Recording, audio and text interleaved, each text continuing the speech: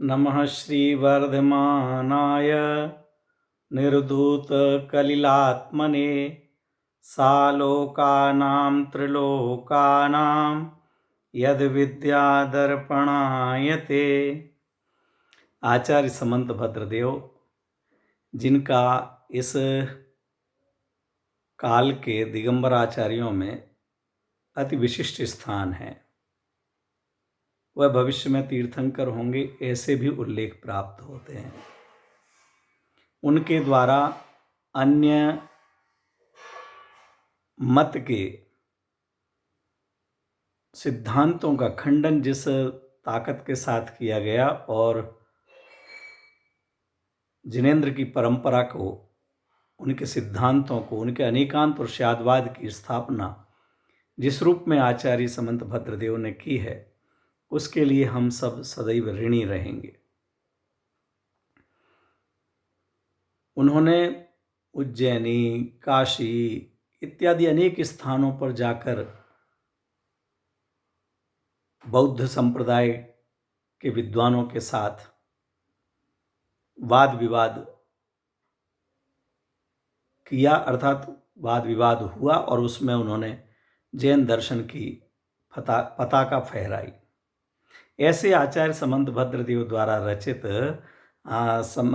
रत्नकंड श्रावकाचार, उसके मंगलाचरण के सामान्य अर्थ के संबंध में हमने चर्चा की थी। नमः श्री वर्धमानाय, नमः माने होता है नमस्कार हो श्री वर्धमान स्वामी के लिए। कैसे हैं वे? निर्धूत कलिल आत्मने, जिन्होंने नष्ट कर दिए हैं समस्त दोष, 18 प्रकार के दोष। एक एक दोष भी हमारी नींद खराब कर देता है, एक एक दोष हमारे लिए निंदनीय बना देता है, आकुलता पैदा करता है। ऐसे जो 18 प्रकार के दोष हैं, उन दोषों का अभाव जिन्होंने कर दिया है और अलोकाकाश सहित तीनों लोकों के जो ज्ञाता हैं, जानने वाले हैं, जिनके ज्ञान रूपी दर्पण में वो सारे पदार्थ झलकते हैं, ऐसे वर्धमान स्वामी के लिए नमस्कार किया गया है।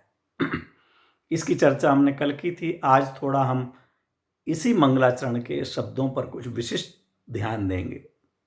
श्री का अर्थ होता है लक्ष्मी, इसीलिए हम सबको लक्ष्मी प्रिय है, तो हम सबके नाम के साथ श्री लगा करके या श्रीमान और श्रीमती, श्री वाले, लक्ष्मी वाले, यही प्रयोग करते हैं। और यहाँ तक कि जो धीमान होते हैं, माने बुद्धिमान होते हैं, उनके साथ भी श्री लगता है। जो बड़े बड़े विद्वान हैं, पीएचडी किए हुए हैं, धुरंधर लेखक हैं, उनके लिए भी श्री लिख करके ही हम संबोधित करेंगे। ये लोक में प्रचलित है, इसको कुछ बदलने की आवश्यकता है ये नहीं कहना चाहता हूँ, क्योंकि बदलाव संभव भी नहीं दिखता, लेकिन ऐसा प्रचलन है। तो श्री का मतलब होता है लक्ष्मी। लेकिन यहाँ पर लक्ष्मी के दो भेद हैं, एक अंतरंग लक्ष्मी, एक बहिरंग लक्ष्मी। अंतरंग लक्ष्मी अनंत दर्शन, अनंत ज्ञान, अनंत सुख, अनंत वीर्य, इनको ये अंतरंग लक्ष्मी है भगवान की, वर्धमान स्वामी की अंतरंग लक्ष्मी, अंदर में चैतन्य स्वरूप में जो विद्यमान है। अथवा नव केवल लब्धि रमा धरंत, ऐसा भी कहा जाता है। रमा का अर्थ भी लक्ष्मी होता है। तो नव केवल ज्ञान रूपी लक्ष्मियों को धारण करने वाले 9 लक्ष्मियां कौन सी हैं? क्षायक दान, क्षमा कीजिए, क्षायक ज्ञान, क्षायक दर्शन, क्षायक दान, क्षायक भोग, क्षायक उपभोग, क्षायक लाभ और क्षायक वीर्य, साथ ही क्षायक सम्यक्त और क्षायक चारित्र। ये 9 लब्धियां कहलाती हैं, ज्ञान, दर्शन, दान, लाभ, भोग, उपभोग, वीर्य और सम्यक्त और चारित्र। ये अंतरंग लक्ष्मी हैं, उनका अंतरंग का वैभव है, अंतरंग की संपत्ति है, जो प्रत्येक जीव में अनादिकाल से विद्यमान है, लेकिन उसको हमने आज तक जाना नहीं, माना नहीं, और जाना माना नहीं तो हम उसका भोग उपभोग भी नहीं कर पा रहे हैं, हम दुखी हो रहे हैं, आकुलित हो रहे हैं। उन्होंने उन 9 केवल लब्धियों को अथवा क्षायक दान, लाभ, भोग, उपभोग को उन्होंने इत्यादि को स्वीकार कर लिया है, इसलिए वह उनका उपभोग कर रहे हैं। ये अंतरंग लक्ष्मी। और बहिरंग लक्ष्मी, समोसरण आदि विभूति उनकी बहिरंग लक्ष्मी कहलाती है। छत्र, चंवर, भामंडल, अष्ट प्रातिहार्य, समोसरण जिसमें दिव्य ध्वनि होती है, जो छत्र चमर भामंडल भारी, ये तो प्रातिहारी मनहारी सिंहासन इत्यादि जो ऐसे देवो पुनीत रचनाएं होती हैं जिनके सौंदर्य का वर्णन अपन कर नहीं सकते हैं, ये उनकी बहिरंग लक्ष्मी है। ऐसे नमः श्री वर्धमान, जिनकी श्री माने लक्ष्मी निरंतर वर्धमान है, ऐसे वर्धमान स्वामी के लिए नमस्कार किया गया है, जो अंतरंग बहिरंग लक्ष्मी से विभूषित हैं। और यह लक्षण सभी तीर्थंकरों में लागू होता है। इसलिए नमः श्री वर्धमान माने वर्धमान स्वामी भी है, और जो निरंतर ही अंतरंग बहिरंग लक्ष्मी से वर्धमान हैं, वृद्धिंगत हैं, ऐसे 24 तीर्थंकर भी अर्थ हो सकता है। क्यों? सभी के अंतरंग बहिरंग लक्ष्मी है, सभी ने अपने 18 दोषों का अभाव किया हुआ है, और सभी अलौकाकाश सहित तीनों लोकों के ज्ञाता हैं। इसलिए ऐसे वर्धमान स्वामी के लिए, लेकिन यह शासन वर्धमान स्वामी का है, महावीर स्वामी का है। अभी हम सब वर्धमान स्वामी के, जब तक अगले तीर्थंकर नहीं होंगे तब तक वर्धमान स्वामी का शासन कहलाता रहेगा। ऐसे वर्धमान स्वामी के लिए नमस्कार किया। उनका ज्ञान कैसा है, ज्ञान वैभव देखिए आप। ज्ञान जिनके सालोका नाम त्रिलोका नाम यद विद्या जिनके ज्ञान में दर्पणायते शब्द का प्रयोग देखिए आप, व्याकरण की दृष्टि से बड़ा महत्वपूर्ण शब्द है। हमारे आचार्य भगवंत जैन सिद्धांत के तो ज्ञाता होते ही हैं, लेकिन वह हमारी भाषा के भी, संस्कृत भाषा के भी विशेषज्ञ विद्वान हैं। अनेक प्रकार के काव्यों की रचना की है। स्तुति विद्या आचार्य समंतभद्र की रचना, जिसका हमारे समर्पण के द्वारा विशेष शिविर आयोजित किया गया था, जिस समय कुछ विद्वानों ने, कुछ साथियों ने पढ़ा है, कुछ साधर्मियों ने पढ़ा है कि एक एक अक्षर से लेकर के ही उन्होंने पूरा छंद बना दिया। एक ही अक्षर, अकेला ता अक्षर से चालू हो रहा है तो पूरे श्लोक में ता अक्षर का ही प्रयोग किया गया, दूसरा कोई अक्षर ही नहीं है, और उसमें तीर्थंकर के स्वरूप का वर्णन कर दिया गया। अलग अलग विलक्षण प्रतिभा के साथ वह स्तुति विद्या उनके द्वारा रची गई है, जो सामान्यतया कोई भी उसका अर्थ नहीं समझ सकता है। हम भी उसका अर्थ नहीं समझ सकते सीधा। जो विशिष्ट विद्वानों के द्वारा अर्थ किए गए, और मेरी बेटी विपाशा जैन ने उसको पढ़ा और पढ़ करके उस कक्षा में शिविर में अध्यापन कार्य कराया। ये बात तो मैंने क्यों बतलाई कि वह संस्कृत भाषा के अति विशिष्ट विद्वानों में हैं। वह लिखते हैं दर्पणायते। दर्पणायते किसको कहते हैं? तो संस्कृत में इसका भाव इस प्रकार से निकलता है कि जो कृष्ण के समान आचरण करे उसे कृष्णायते कहा जाता है। क्या कहा? कृष्ण के समान जो आचरण करता हो उसे कहेंगे कृष्णायते। अब आप दर्पणायते का अर्थ लगाइए कि दर्पण के समान जिसका आचरण हो वो दर्पणायते कहलाएगा।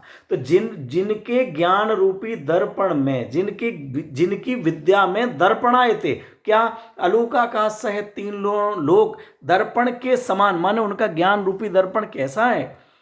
ज्ञान कैसा है कि दर्पण के समान। दर्पण कैसा होता है?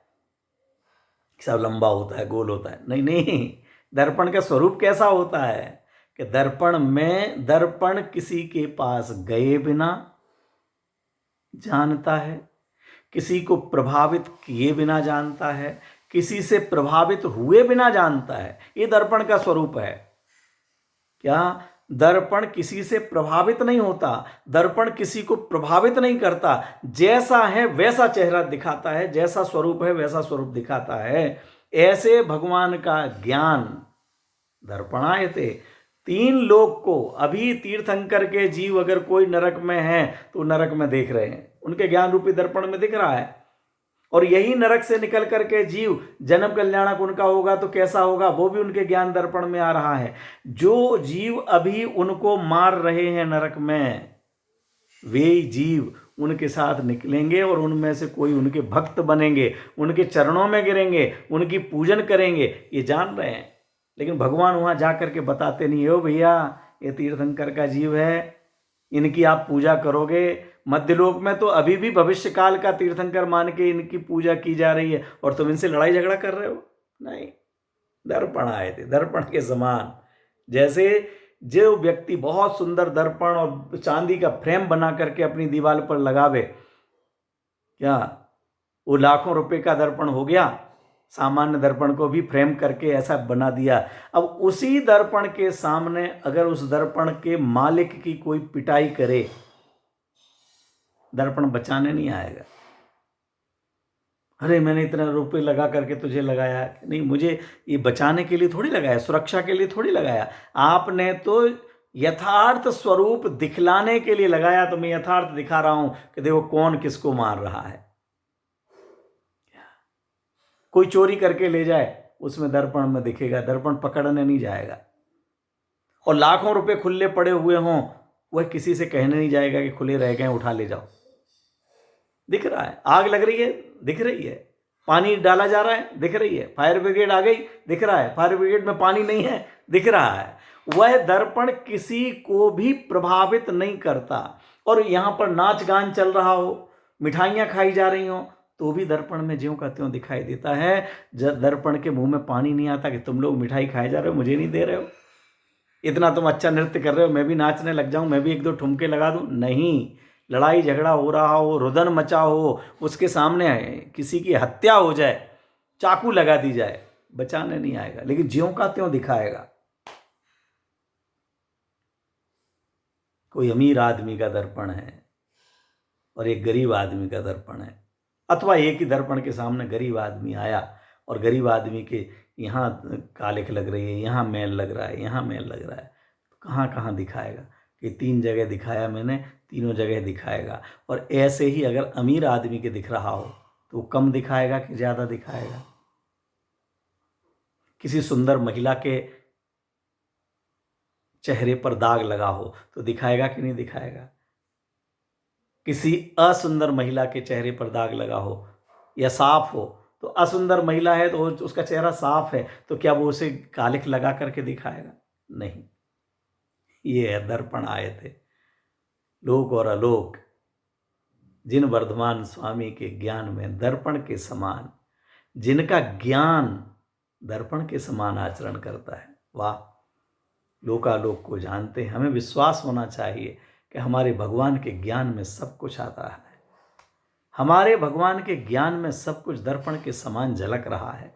भगवान न प्रभावित होते हैं, न प्रभावित होते हैं। ऐसे वर्धमान स्वामी के लिए इस मंगलाचरण में नमस्कार किया।